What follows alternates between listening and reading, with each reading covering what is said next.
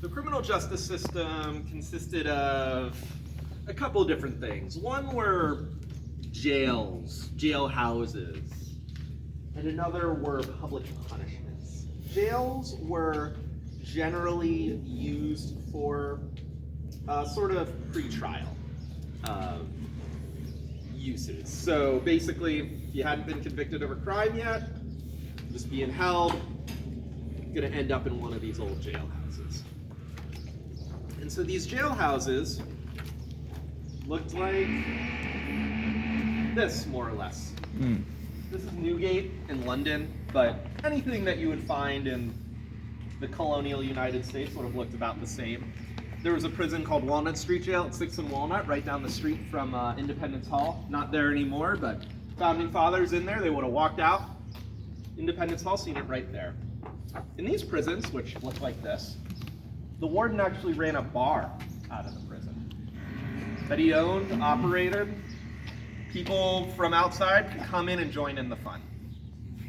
Now, these places were, of course, violent.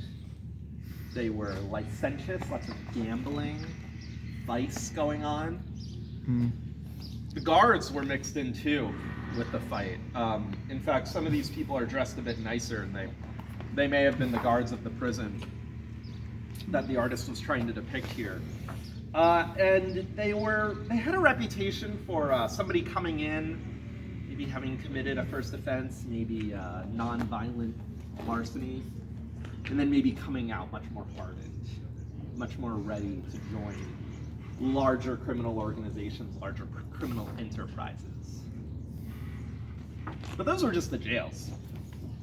The actual punishments after a conviction had been secured were physical. Does anybody have any guesses as to what these physical punishments might have included? Hangings? Hanging, very common one. Under the bloody code, that was what the colonial US operated under pre-revolution. You could be hanged for ruining your neighbor's fish pond. Just about anything could secure the death penalty under the bloody code. 200 crimes were punishable by death.